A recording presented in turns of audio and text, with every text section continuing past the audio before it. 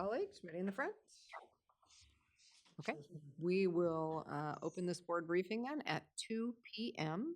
Our very first topic today is going to be an executive session, and Mr. Sargent will give us the appropriate.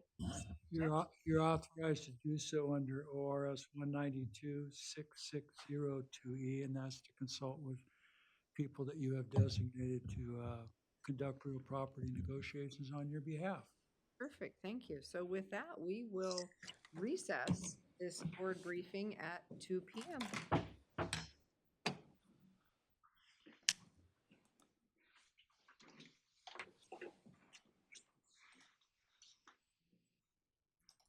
And either everyone was busy this afternoon or everyone read the agenda, because Matt Tennell's the only one who signed in it. Does anybody have a hard stop at 4? No. I have, No, it was the ports meeting's going on right now. I know, but the port's not gonna talk about it. They're just gonna take public comment. Okay, we're ready. We're ready?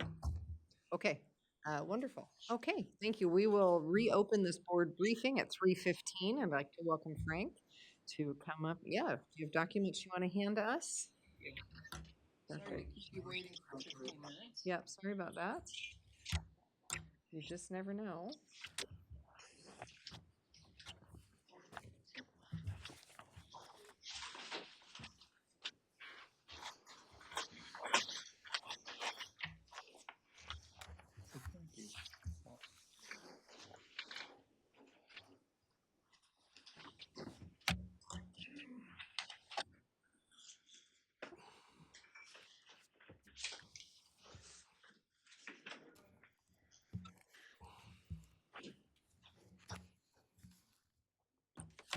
Do we need to move that stuff so that you can join Frank? No, you're listening. So Frank, you're it. If you would make sure your microphone is glowing green before you begin, that would be great. So anyone listening online can hear you.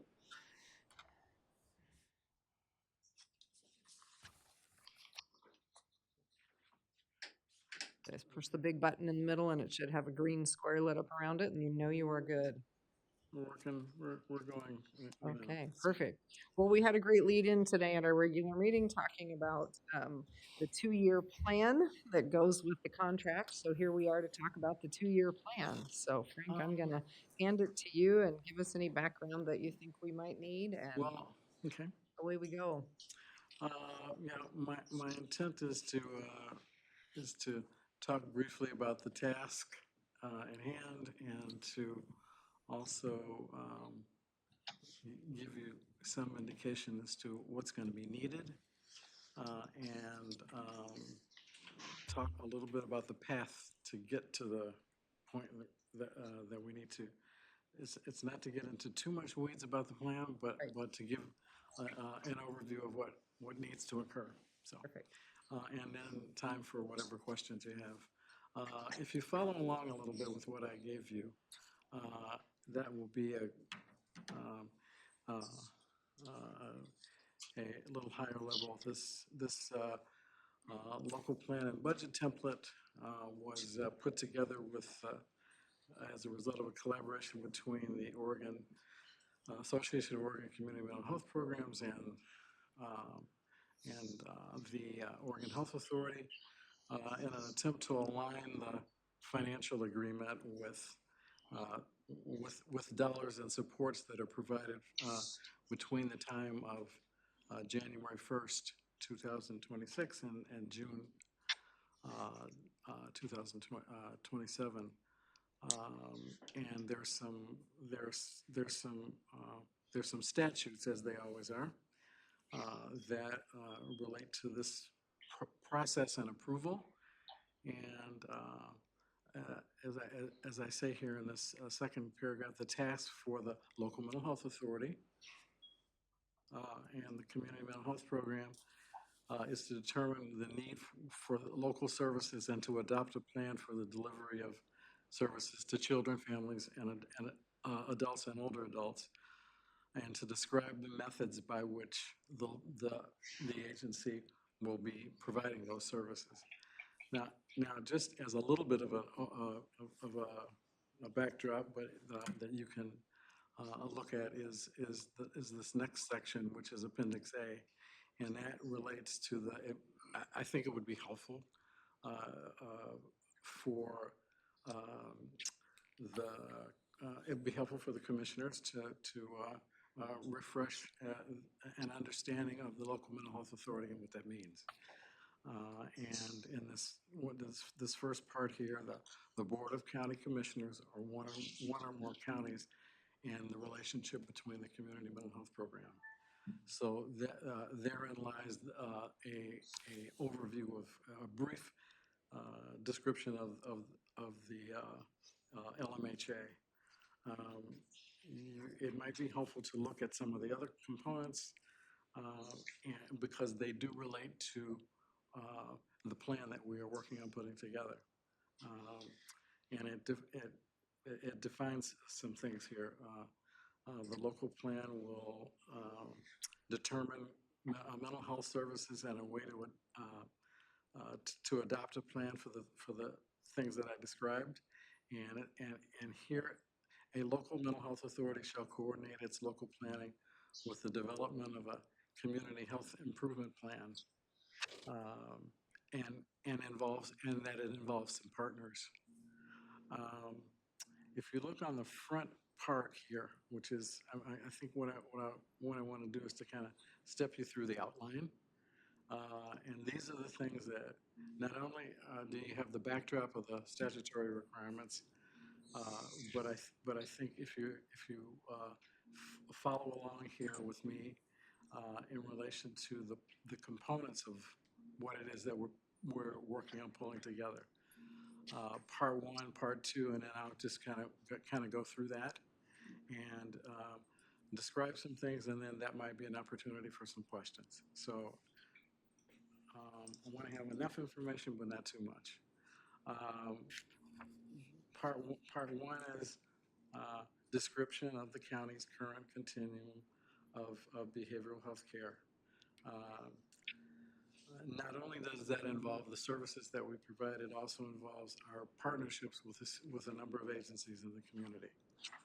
Schools, law enforcement, Oregon Department of Human Services, Adventist Health, Tillamook Community Health Centers. Those are all the partners that we need to work with, that we do work with, and that we need to reflect that in the plan that gets pulled together. Part two here, as it says, description of core service areas. These are the core service areas that the Oregon Health Authority has landed on. I don't know if I necessarily have any disagreement about that. I just want to mention it because these are the areas that we need to go into a lot of depth with when we're pulling this together. Crisis services, that's a key deliverable. It means being available and accessible for people who may be at risk for a psychiatric hospitalization or some sort of intervention. System management and coordination. There's a lot of care coordination that needs to go on in relation to these kinds of situations which may occur in the community. That's that area. Forensic and involuntary services.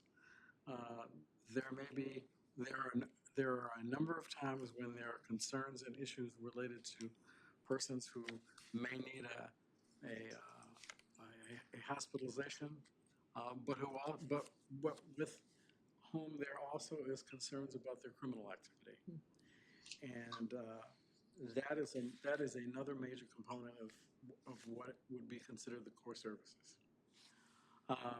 And it'll be our responsibility to make sure that we're highlighting that relationship very clearly.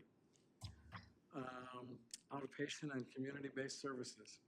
That's a significant amount of what we do, and we need to make sure that in this plan that we tie all those things together. There's a lot of language in what's expected to be done, and a lot of expectation, and a lot of expectation that we connect and describe what the relationships are. Not only the relationships within our agency, but the relationships across agencies in the community. So that again is another component of this plan that we have to lay out. Part three is a description of community needs assessment and planning process. There's an expectation that there is some planning process that exists in the community in which you are collecting information across the whole county of Tillamook. Uh, I don't believe that the expectation is that we have a special planning and assessment process specifically for this plan. Uh, I think that on the calls that have involved other counties, they've all come to this question and they've all asked about this. And I think the purpose moving forward is to make sure that the process takes advantage of any community needs assessment Yeah. which has already occurred or is occurring. And I think that in our situation, it's somewhat fortunate that we have had a history of having a community needs assessment plan. It is Tillamook Family Counseling Center, Adventist Health, Nehalem Bay Health and Pharmacy, and Tillamook Community Health Centers. And so, what I will be doing, and I already have done so far, is to pull the components of what has already been um, identified as being a concern in the community and has been laid out in that process. Um, in addition to this, I think there's some other ways of collecting some information, and just to let you know what we have moved forward with is to identify a couple of focus groups. We have landed on a format in which those focus groups will have an opportunity to meet with us and also to focus on a limited number of questions that will help give us a little bit of a sense of what are people feeling about what they want their behavioral system to look like. Are there some things that they um, feel comfortable with currently? Are there some things that they would identify as being gaps? Gaps are unmet needs. Our plan is to have one. They've both been scheduled.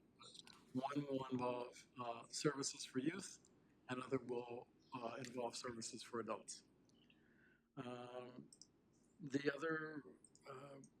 other way of looking at this would be to identify some areas that might not necessarily lend themselves to being information that we would gather in a group, and what we would do is to pull together a few people and do a structured interview, ask some questions, and the idea is pulling together enough information so that it will lend itself to assembling a plan with some relevant current information. Um, at the same time, I think it's in pulling those kinds of things together, it's also important to notice to identify what we would consider barriers. Are there some barriers to reaching the goals that the plan says it's going to address? Are there two of the things I can think of is workforce concerns, Mhm. number one, and second would be workforce housing. And that's just two. But I think it's one thing to say that these are the things you want this to look like. But I think it's also fair if you're doing a good assessment, about someone's health or the health of the system, to look at what's going well and what's going to be a challenge to get done. And I think that doesn't mean we don't want to move forward. It just means we need to recognize it as a challenge. Um, let's see, if I go to the next, if I flip over here, it's some of the same kinds of things I just mentioned. Part five will be metrics. How do we know we got there? How do we know we got there, and what are we measuring and what are some indicators of things going well? What are some indicators of things going not as well as you'd like? And how would we identify the things that we need to continue to work towards as challenges? Part 6 is identifying some costs and doing a budget, and the budget narrative at least needs to reflect the best estimate of the projected income and expenditures associated with the services required by the CFAA. We're going to need to do a deep dive into what it is we have received, what has been identified in the specific service areas, whether it be services for individuals who have substance use disorder, concerns about counseling, the reimbursement that we would receive for medication management, reimbursement we'd receive for crisis services, or the other things that we have come forward with you for approval, and also to be able to do a realistic projection of what additional kinds of support we would be requesting the Oregon Health Authority to participate in. So this process will involve looking at all the sources for Service A and Service B, and keeping in mind a Tillamook-focused outcome of dollars and funding that we would then present to you. There's some other considerations here. I'm moving along here, and I wanted to at some point get some feedback about Mental Health Advisory Committee. This is not to this process is not to put anybody on the spot. It's just to mention it. Sure. And so, at some point, I'd like to be able to reach out to you to have that conversation and figure out how that goes into this format. Sure. No, that would be great. At some point,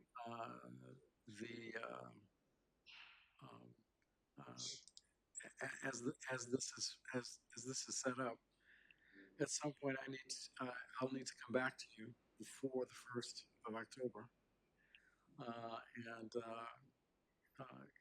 get your blessing for where this process is, so that it can then get its way to OHA. The process is completion by October 1st, and that prior to that submission, which means that I got to get on it here. Prior to that submission, then you would say, "This is where we see this," or if there was an opportunity to make some changes, it gets to them. They review with the plan that there would be a completion by December 31st. So that is that's the quick and dirty of where this is at. I don't know if this is in any way helpful, but as I said, this is a little higher level view of what we're in the midst of at the moment. So you need to have it to them by October 1st. So we need to see it on September 24th if you want to submit before 5 p.m. Okay. Or we could see it on the 1st, but that's pushing things pretty tightly for submission for the thing. So just know that Okay. we meet on Wednesdays at 9 a.m. So it would be somewhere in that morning hour to get an approval of the plan. Okay. And I'm assuming this is going to be, having seen the RFP, it's going to be a very sizable document. So I would suggest this, fellow commissioners, if you want the chance to see it, read a draft, do that sort of things. 24th would be good. Would give us time to do that as well as giving you I figured feedback. you be would say something that. crucial. Sure, sure. And that means getting it on our agenda on the 19th. Yeah. I know, it just gets earlier and earlier. Yeah, it does, yeah. The wheels of government turn slowly for transparency reasons, Yes. but it means they turn slowly. Okay, all right then.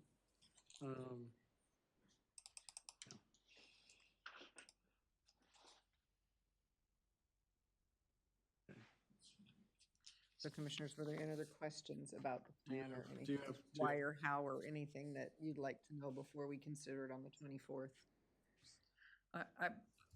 I just want to say this is, wow, this is a heavy lift. It's really important work. It's great work. I look forward to seeing the report, and I don't remember, if you said I don't remember, how often do you have to do this? Because I don't remember having this conversation before. That's a very, that's a very interesting observation, and neither do I. Thank you. And how many Thank years for have you doing been this with us? Been doing this, Frank? You've been here for I think 20, that, 20 plus years. yeah, yeah, yeah, it's always been very low level. There's been a few, as a matter of fact, the last, one of my colleagues in another county said, when's the last time you did a plan? And I looked at myself, the 13-15 biennium. So 10 years ago. Okay. The 13-15 biennium, and it was no, this is 100 times more, Okay. at least. This goes into a lot of depth. And I think that there's an increased need to be accountable. And I can say that that's part of it. Probably, most likely, that's a part of it. This goes into a lot of specificity. So, yeah, this is, and I do see this as being depending on how this goes, I would see that this is the kind of thing that would happen every biennium. Yeah, that's kind of some, I mean, my thoughts when we were talking about the contract this morning yeah. were exactly that, is that the contract will stand and the 2-year plan will be where they determine if you are or are not, meeting the actual need in from a service base, but the basic contract is there and this is going to be. Yeah, I think moving ahead, this is the future of this. So Frank, as far as the Mental Health Advisory Committee, that was something that was handed to me when I got here and we could never figure out what its purpose was because its main purpose was to review the 2-year plan. That wasn't happening. So is there a requirement that that committee review this prior to submission? I don't see that. You didn't see it anywhere? I don't see that. I don't see that in there. Okay. What I would say is that there is a weekly, there is a weekly meeting of folks who are pulling these together, and there are questions that are available to be answered. You might ask. Yeah, and as a matter of fact, I don't even have to wait. Okay. I could email that question and. Because what we've done is we've used the Our Tillamook group to really serve the function as it's described in the statute, but it is not specifically designated to be the Mental Health Advisory Committee, because that then would make it a committee of the board, public meetings law, all of these pieces, when there was nothing in statute about what that committee did except review the 2-year plan, which was not happening. So I would love to know if that is something that does need to be quickly seated for review, then you and I need to talk fast and ignite something soon. But again, the Our Tillamook group is seated with the people called for in that committee, including, experts in the field, those who have lived experience. It's all in that group. The things that are called for, we just, again, haven't formalized it for lack of purpose to formalize it. So why don't you and I connect on that very soon? If it was me who was making that decision, which Yeah. probably don't necessarily want to do that, as far as I'm concerned, that would be fine. Yeah. I think the issue is making note of who that group is and identifying it that way in a couple paragraphs connecting with the rest of it, of Sure. the plan would seem to be adequate. Okay. But I And I think will- we can do that, Rachel, maybe through a board order to designate the Our Tillamook Group as our Community Mental Health Advisory Committee and, be able to call it good, so, I wouldn't see that as being a problem. perfect. Yeah. Okay, that would be great. Okay. Commissioners, any other questions? We do have one more topic to get through today. And, and Frank, you did not introduce Robin, but I'm sorry. I don't know if everybody knows you or not. I don't. So would you mind, we all know Frank, but would you mind introducing yourself? I know that you are freshly back to TFCC. I'm delighted to have you. Do I need to turn the mic on? I think it's Just press the on. button. Make sure it's glowing green. I'm Robin Herrick. I am the Deputy Director at Tillamook Family Counseling Center. Thank you. And you were here for how many years before you? And teen. Yeah, so she's newly back with us. We're delighted to have you back in the community, so thank you. Yeah, welcome. I have heard very nice things about you. I'm Mary Faith. I've heard from people who were encouraged that you came back because they so liked working with you when you were here before. And so it's all the feedback I've gotten about you has been really flattering to you. Oh, thank you. Welcome. Thank you. Just I realized I should have done that in the beginning, but I just assumed that everyone knew you. So that was my bad. So, all right, well, yeah, thank you both for being here, and we will look forward to, Frank and I will connect with you just to make sure we're clear on if they have an actual responsibility for that committee, that we check that box over the next month. Otherwise, we will look forward to getting a report before the 24th and reviewing and just having one more conversation. All right, Recognizing that there might be a little draft still on the 24th, and that would be okay. sure, okay. It wasn't the final, knowing where you are right now and having read the RFP myself, Okay. it looks pretty intense, so. Thank you. Yes. Thank you. Thank you both. Thank you both. Okay, we will move on to our final topic other than Paul's exciting updates. 5-minute break. You need a 5-minute break? Yeah, why don't you do that? So we're gonna take just a couple minutes here as you guys get set up. Thank you.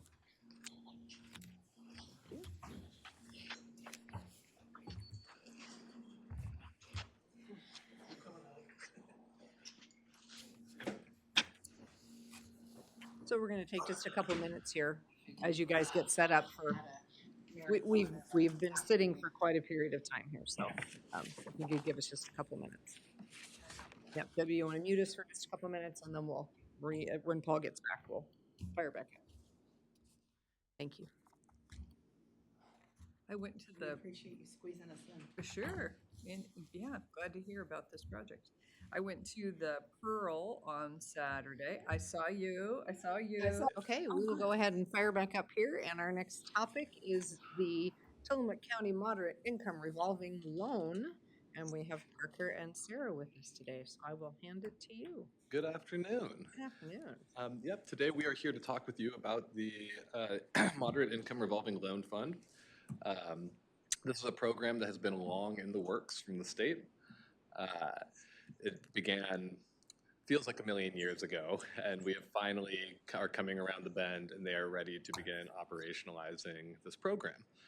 I believe that if we passed a resolution regarding this today, we would be the second community, I believe, in Oregon to officially come on board with the MERL program.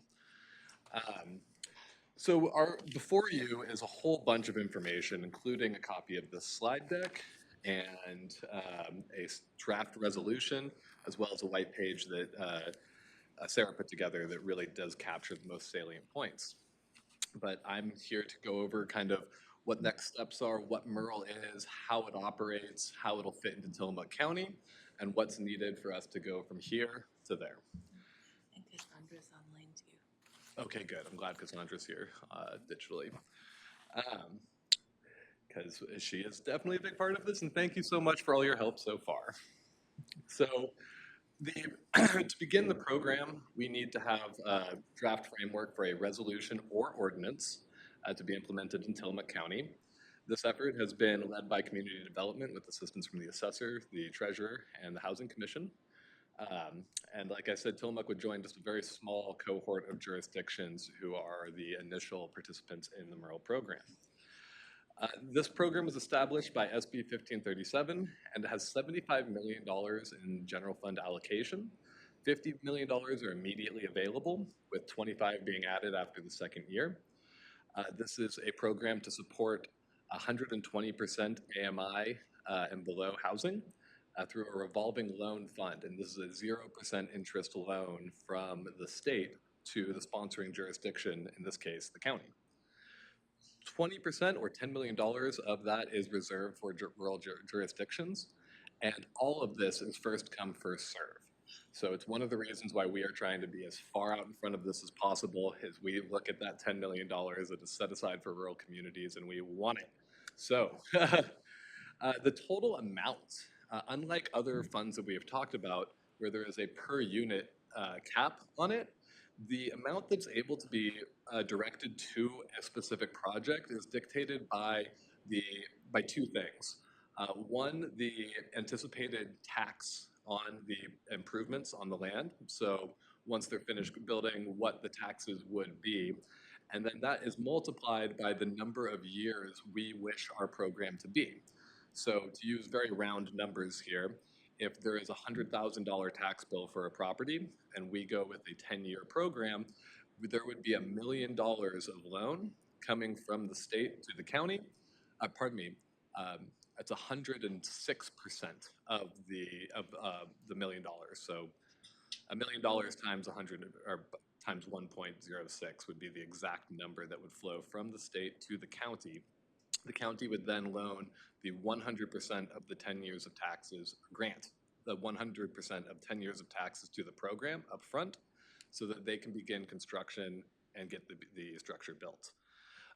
This is similar to our workforce housing tax exemption program, where they get 10 years of tax abatement. But in this case, instead of getting the tax break on the back end, they get all of that break up front. And an important element of the MERL program is that the only people who are eligible, the only projects that are eligible to apply are those who can prove what's called a but-for statement. And I'm going to get into this a little as I go here, but a but-for statement means without this MERL program, the project does not get built. And they need to prove that. OHCS has a very specific Excel sheet that helps them calculate and prove that only through this MERL funding will this be built. And that's just an important thing to remember as we go through this. So this is a little graph provided by OHCS showing the MERL life cycle, if you will. And we are here at the very beginning with the sponsoring jurisdiction adopting an ordinance or resolution establishing the property tax exemption grant program. And as it goes through each of these steps, you can see who applies to OHCS, to the county, and all of this culminates with the developer completing the repayment program and paying back the program fees associated with the loan to the county. So how it works. And again, I'm sorry that this is all so dense and boring. This has been my life for a little while. So please stop me if you have questions. I will slip into, I've been staring at this for a while kind of mode. So. Not boring. Okay, great. Wonderful. That's because you guys are people. How it works is again, OHCS works with, or we work with OHCS to establish the program. Once the program is established, including deciding on this 10 to 15 or something in between years of programming, OHCS then makes the loan to the county based on the tax assessor's opinion of or anticipated tax revenue over the time period. That loan comes to the county grants it to the project, and the project pays the program fees back.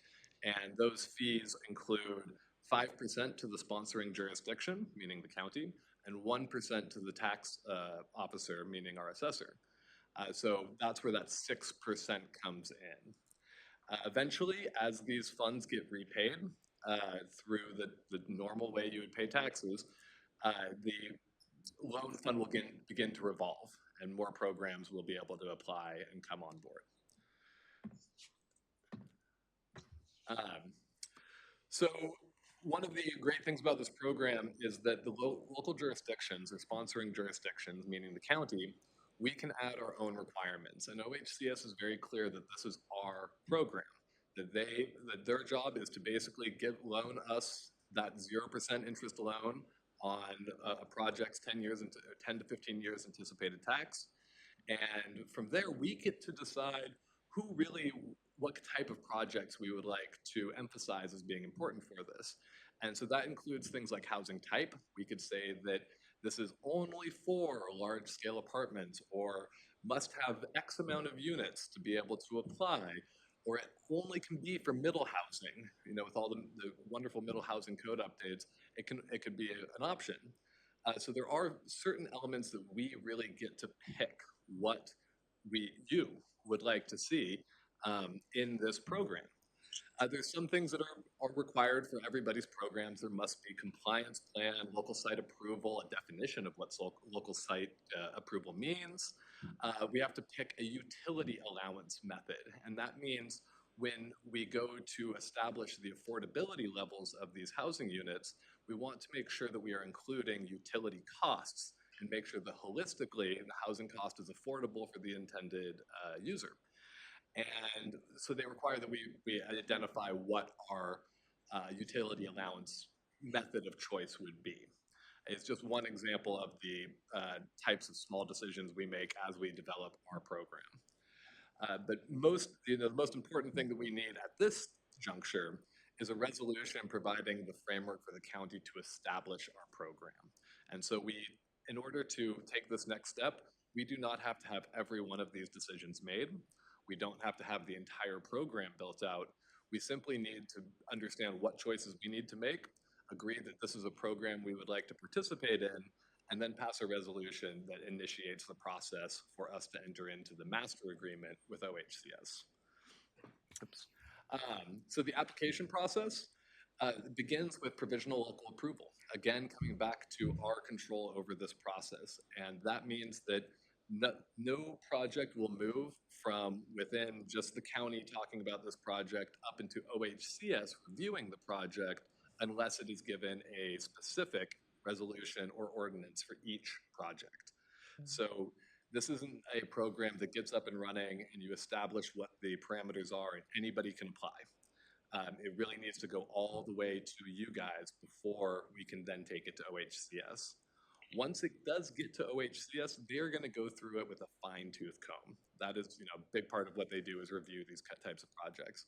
So you can expect that our review will be intense, but theirs is going to be even more.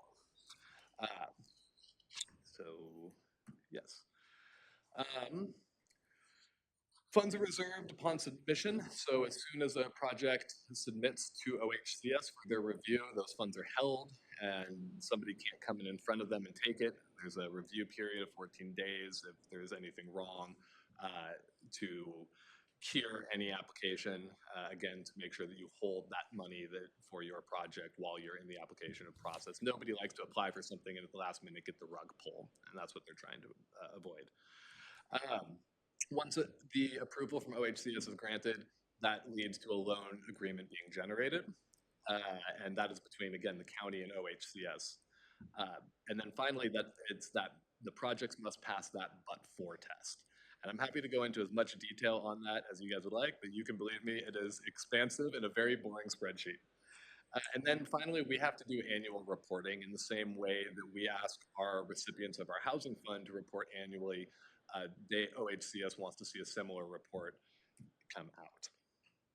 So the approval and the loan agreement, again, the loan is the grant, which is the 10 years of property taxes plus 5% admin reimbursement and plus the 1% for the tax officer. And it's important to note that these fees, to make sure that there isn't a huge giant bill at the end, there is an escalating fee schedule. So each year the developer or the project will pay 3% more than the previous year. And that is to anticipate additional taxes, other fees, anything coming in. What they don't want is there to be a big surprise tax bill that hits one of these projects as soon as it ends, or the inability to fully close out a loan program.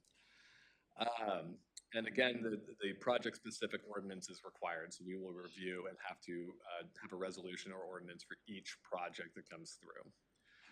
The tax exemption begins with the tax assessor exempting the improvements for the taxation. They assess the property and land as normal, and then provide reports on exempted property values and foregone taxes. And exemption applies after project completion. So they don't begin to get their exemption until the project is complete. While it is in progress, they are paying taxes as normal. And another important element of that is that the fire districts are still paid their taxes, that they are not included in the exemption. And so one thing that our assessor will have to do is collect fees paid into the program by way of our typical property tax payment system, and then make sure that the fire district gets their shares before going on to the remainder of the net program fee being sent to OHCS. Yes. So next steps. The next step would be for us to pass a resolution or ordinance. I think it is beyond my ability to really advise on if it is an ordinance or resolution that is needed.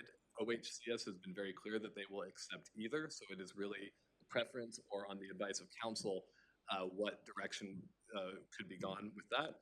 I believe a resolution is easier and quicker, and with the time constraints on it, it's what I would encourage. But, and then after that, we can begin to finalize a master agreement with OHCS and begin to finalize and implement our local application process. Fortunately, because of the work of the Housing Commission, a lot of that process is already in place, and we could utilize the structure that we have to help elevate the best projects to the commissioners in the same way that we evaluate and then recommend on our housing fund projects. So we are fortunate that we have a lot of the infrastructure in place to help this be very seamless. And then in addition to that, OHCS also has a capacity building grant for $100,000 that they will be making available, and we will be applying for as soon as it is available because we like money.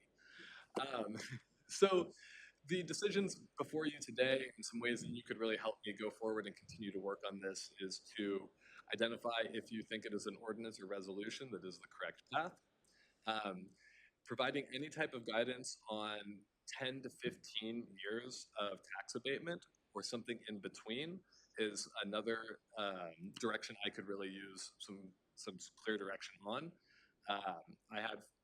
There's various ways that can be considered. And then finally, the application process, what you all would like to see happen before one of these projects come to you. And if you give me that, I can come back with the timeline and a resolution that reflects how you would like to see this come before you. Can I jump in for just a minute? Absolutely.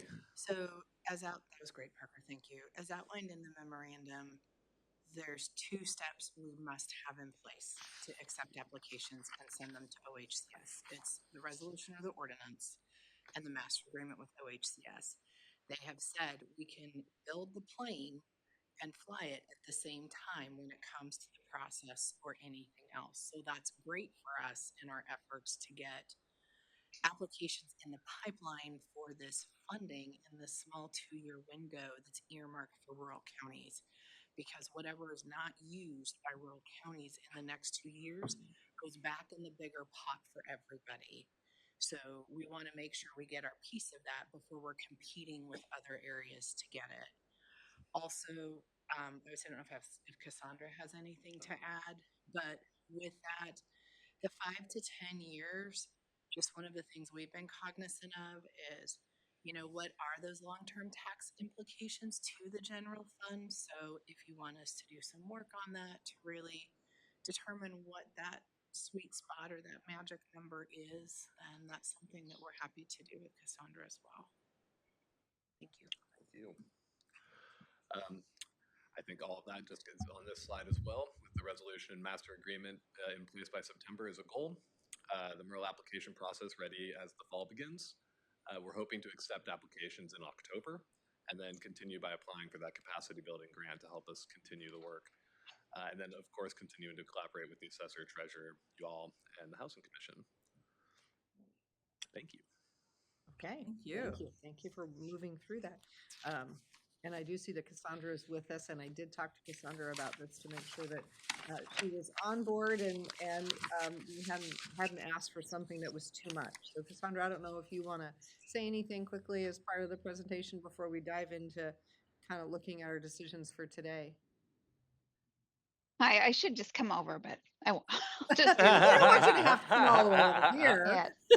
Yeah. Um, Take 20 yeah, feet. no, this is definitely a collaborative effort between a few different departments. And I did have a meeting with Parker, and we're getting some of our details worked out. I also had a technical training from Department of Revenue, because there's many assessors that have questions about the technical side of this that will really come into play after a development has been approved, such as how does it show up on our billing statements? How does it integrate with our software? How do I, what is my role with our county treasurer? Because a lot of the documentation says that I distribute, but in our county, the treasurer distributes. So there's technical pieces that I'm trying to work out, but I don't foresee any of them being huge roadblocks. We're just not there yet. Another thing I just wanted to highlight too is that in our county, we talk about when you talk about fire districts and extracting their tax revenue, we do have fire districts that are not standalone fire districts. Bay City is incorporated with their city, as well as Rockaway. So I've asked DOR if they qualify, if that's a portion of this, and they're looking into it, but they think that it is just standalone fire districts only, that I wouldn't be extracting the tax revenue for those. But I'm waiting for the final word on that. Also, how it's reported to Department of Revenue, as this is a new exemption, something I'm looking into. And just so I'm sure you're aware, but when we get all the documentation to value the project, we are to value the project based on the last certified roll and value it based on what the applicant is giving us. So that's going to be sort of a new thing. Usually in our world, we see a project done and we can value it based on what's there. Right now, we're going to be valuing it based on what may be there. But it's part of the program. Again, none of these are roadblocks. They're all just new things that luckily I have Parker and a lot of support to work through. Thank you. Perfect. Thank you. Appreciate that. And Sean, I see that you're on here as well, and I know that you have a role in this, so I just wanted to make sure if you wanted to share anything and that you had the opportunity to do that as well. This is not a single department project, obviously. No, Parker's kept me in the loop on everything, and Sarah sent all the information. So, nope, we'll just play it by ear and roll with it and see how it all plays out. Perfect. Thank you. Appreciate that. Well, Commissioner Scarf, I may add. Well, yes, and I have One thing, attorney gets to jump in whenever no, he wants. Good. I met with Parker on this early on, and he was going to say we have to put together an ordinance. And as he pointed out, it says it could do it by way of resolution or ordinance. So it seemed to me that it was a lot more of a simple way of going about it to do a resolution. So that's why we're going down that path. We don't have to do the meetings, the public meetings, although it wouldn't be that hard to do. It's just a matter of getting their template ordinance formatted into the resolution. So that's what we're working on. Perfect. Thank you. Great job. Yeah, thank you, Commissioner. I did just want to double check because I agree that resolution is certainly simpler, but we are dealing with tax exemptions and loan programs. We typically don't do that by a resolution or order. Yeah. So just food for thought. It seems like this is something we may want in an ordinance. Resolutions have always sort of been aspirational, like when you passed this morning concerning the next September's observance. So I thought it was really unusual, and apparently nobody else has gone by way of the resolution method. We're sort of on the forefront if we do that. The only reason that we thought about resolution was just like to avoid the necessity of going through the hearings and posting and all those sorts of Yeah. things. To simplify. No, I think we obviously need to make sure we're on the same page where that with our legal counsel and Rachel, generally our process person, and get it right. I may have misunderstood you. So I understand we can do an ordinance or resolution, and that's on the front end. But then I thought I heard you say that we would need one for every project. A resolution for every project, correct? That seems more appropriate for a resolution. Yeah. Affirming that's more like the agreement. And I don't think you could do an ordinance and then a resolution. I suppose we could build that into the ordinance. Yeah. Yeah. There's a master agreement with OHCS as well. So Yeah. yeah.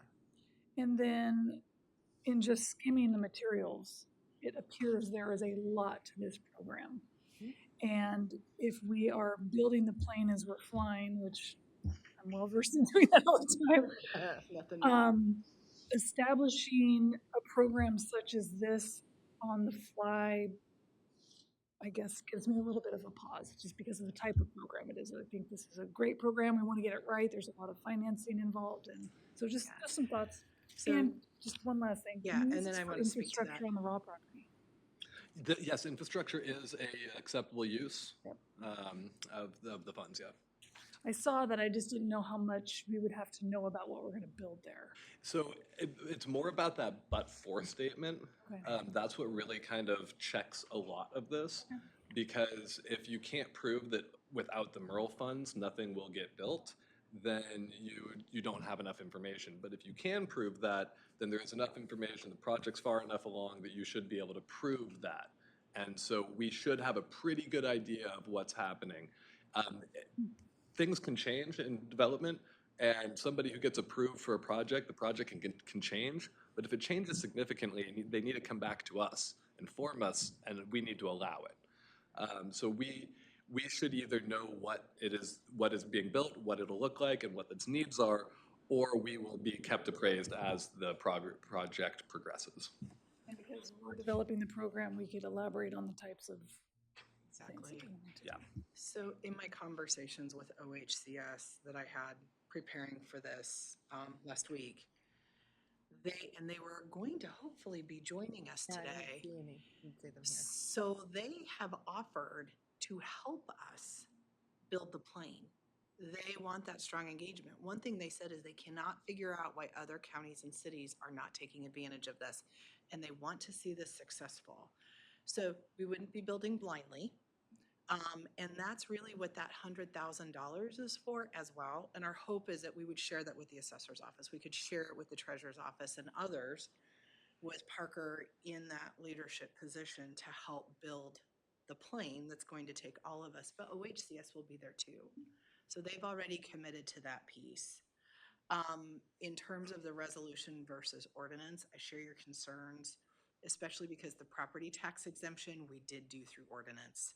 So I guess where I share your hesitation with a resolution, even though I totally get the time is of the essence, is how do we differentiate if we have two programs, one's an ordinance and one's a resolution? If you're looking for consistency in your process, how do we differentiate between the two? So I'm going to this is a great conversation. I think I would love to be able to have the commissioners weigh in and ask a question if they have it. And then I would love to turn it back over to our process people to come back and tell us from a legal perspective and an operational perspective what you think the right approach is. In part because it's already 10 after 4. and I'm not sure that we are the best people to make that decision. So commissioners, you have questions or comments on ordinance versus resolution, other than kicking it back to Bill, Rachel, Sarah, and Parker to really determine what's right for the county. I agree that time is of essence, and so if we can get away with doing it as a resolution and without any long-term negative effects, I just support. I heard you say that there's a window, there's a short window of time for us to take advantage of this, and so I would like us to dive into it as soon as possible. And 10 or 15 years, I think you asked about that. My first thought on that is maybe 15 years. I don't know if we could have both, but maybe 15 years for big projects that are going to need more. And so maybe we decide what's the dollar amount for investment between 10 and, something for 10 years, something else for 15. And the application process, I think having you develop a matrix, the Housing Commission reviews the applications if that's appropriate, and then you come back to us with a recommendation based on the matrix that is going to be successful for this anyway, and then we approve, presumably, your recommendation. Great. That works. Wonderful. The other question I have is, I always have this question because I'm still trying to learn the process, is it easier to just amend? Could we amend the existing tax exempt and add something to that, verbiage to that, and does it still require the same amount of public meetings it does? But I don't know, that's the thing about I agree with you having two. I would say one of the problems that I can identify with that is that there's a specific call out saying that the MERL program does not play nice with other tax exemption programs. And so nobody would be able to use MERL and our tax exemption program. And I think that might get so close to crossing streams that it might just create murkiness. And I do have one question for County Council, if that's okay, about process and resolution ordinance. Bill, would it be possible to do a resolution just to begin the process of entering into a master agreement with OHCS? Because that's what's required to start building that, but then finalize it with an ordinance? I prefer to go one or the other. Okay, thank you. And my confusion was it said it was an individual ordinance for each individual project. We don't have an individual project yet. So how could we do an ordinance or a resolution to enter into a master agreement when we have not yet done a project? So I know we're flying the plane while we build it, but it feels like there's a circle there that there's no entry to yet. Yes, and that's what we need the initial originating ordinance for, or ordinance or resolution for. So there's, because in here it talks about one for each project. So you're saying there's also a resolution without a project Correct. Yes. To get started. to get started. Yep. Yep. Right. Okay. And then a resolution, just when we approve the project, we resolve that we approve the project. Yeah, Right. correct. Okay. Um, Anything else, Commissioner? you guys haven't established like size of projects yet or anything like that? Nothing? We haven't established any of the rules. We do have, one of the reasons why we are being courted by OHCS as a great place to begin is that we have two nonprofit projects in an unincorporated Tillamook County that are both able to demonstrate a but-for and are at the correct stage of their process to basically take this money and start building. Some other places got one, no one's got two. And just because I have looked at the tax exempt, the existing one. So this one, just to simplify it, they're getting a grant. They're getting tax exempt, but they're paying something back. Yes. Can you explain that? Sure. So they pay back the program fees, essentially. What would that? It would be, so they pay the property taxes as normal because instead of getting the 10-year exemption on the back end, they're getting all of their exemption bundled in and given up to them up front. So our tax exemption just means you don't have to pay taxes for 10 years if you are building something we've identified as high need. This program says you can't build this without all of the taxes that you would pay given to you now. Okay, so that's the grant part, is the tax. That's what the amount, the determination of the amount is what the tax is. Correct. That's the part I wasn't getting. Plus the 6% because. Right, because I wasn't getting that because it wasn't clear. And I've looked at this before and I was like, I couldn't get to there because there was no dollar amount of what the grant is. And so I thank you for that. Yeah. I understand that. This is tough. This is the most complicated thing I've touched on the job. And are we talking about this being only for huge projects? This, Are cottage clusters, is there a number that? it's our program. Perfect.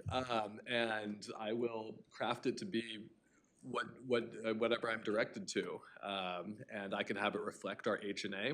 I could, say that we're gonna emphasize the highest need identified in our most recent H&A. We could tie it and just say middle housing, or we could say 10 units and more is the floor.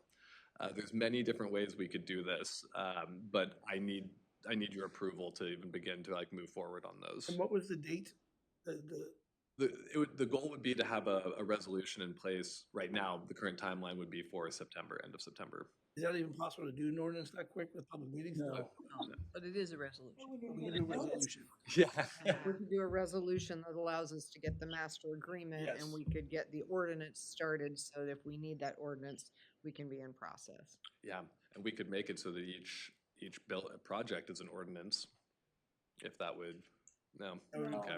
Yeah, that sounds like a big pain in everyone's butt. So the first question, commissioners, are we in, do we want to do this because we are foregoing property tax growth for a window of time on properties in our community? And are we Yes. wanting to do that? I think so. I think all of the things that we're doing for middle housing, I say yes. So we're in. So we're all feeling confident we want to do this and incentive is important.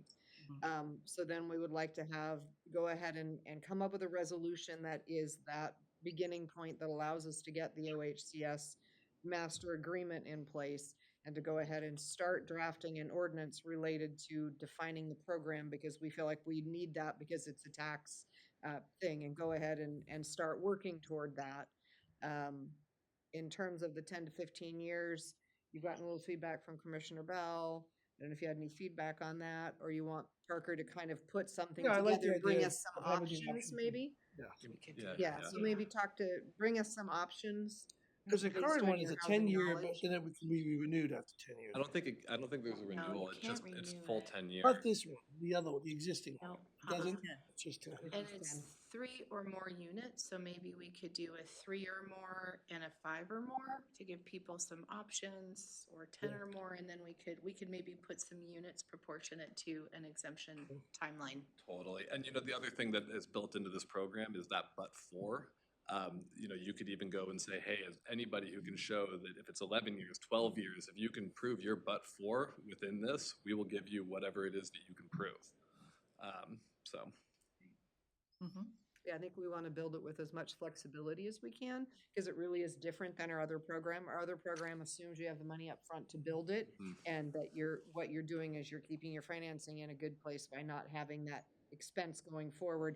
This one is saying, I don't have the money to build it, so I need the money now. So I think even if it's 3 units and 3 units and 10 years and 10 years, I think that the flexibility to say either I need the money up front or I can take the money on the back end, it gives you that opportunity to work with developers wherever they are with giving tax exemption.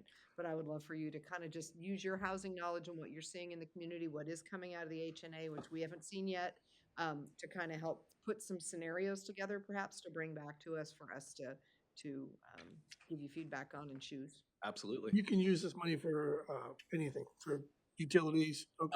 Pre-development costs, land buy downs, construction, and infrastructure. Great. This is a great. And the other great thing about that but for is, it's not necessarily foregoing property taxes because otherwise nothing would be built is kind of the argument. And so we're getting 6% in the meantime, and then eventually something where there would be nothing. Right. Which is, as you go out the community, people will argue with you about that. Yeah. Yes. I'll be ready. Some people disagree. Is there anything else you need from us on this today? So we're gonna Yeah, I'm work sorry, on it's this, 20 after. I'm yes, sorry. and we will continue to consult with Rachel and Bill to make sure we stay on track to get you as close to a finished product as possible that they agree with in terms of process and the framework. Sorry you feel rushed. We have to get out of here. It's her fault. My fault. I have But an appointment at if 4:45. you trust us, we will be talking a lot more and have a lot more questions for you. So we're excited, but that's why you're feeling rushed. Today we had a full board briefing. Yeah. Oh, thank you, Cassandra. Real quick, if you need help estimating taxes, that's a key portion of this. I want to be very clear that only the assessor should be estimating any kind of taxes. Yes. So I can help Full with agree. that, but just come to me. For sure. Thank you. Okay. Good Yep. point. Good point. Okay, so you've got enough to move forward and, Absolutely. okay, thank You you. look happy. I am happy. This is, I checked, You're not even. I've been on this for months. I know, I right? think Just to March mess of with Parker, 24. you would. Oh, okay. Thank you both. Yeah, I know it's Both been for a all lot the of hard work, work. and it's always exciting when we get to be one of the first in the state to take advantage of one of the programs. And that's what we're known for, which is cool. That's Yeah, why I wanna thank OHCS you. is knocking on the door. Yeah, I want to thank you for doing that. Yep. Keeping Great. us informed. Thank you guys so much. Thank you. Okay, commissioners, updates. I know Commissioner Fournier, you I- had something. We'll just get you out of here. Well, I'm gonna need to bear for. Well, bottom line is it couldn't happen today, but there has been movement. Home Court and Stew, junk trailer has been removed, cars are being removed. Only thing hold up right now is tow truck companies are not accepting, so we're working. Chris Lady's helping with some of that. That truck that we agreed to buy today is gonna help with that. And there's some trailers and RVs that are being pulled off Miami Foley as soon as we get a tow truck.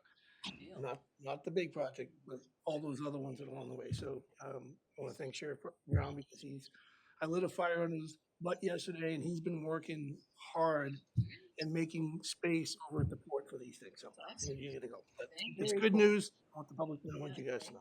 Excellent. Thank you for doing that. Okay.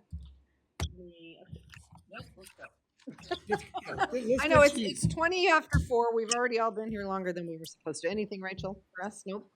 Bill? Nope. Anybody online that we haven't talked to? Nope. Okay, good. Just say no. All right, we're going to adjourn this board briefing at 4:22. Thank you. Don't we do an ordinance rather than a resolution? I don't want to do an order. Just I sort of- just think it's bizarre to have this type of program as a resolution. I totally, I love the concept of totally using- go along with that. And it was like when I saw we could do a resolution, and Parker said he really wants to get this going, we're gonna have to go through all that,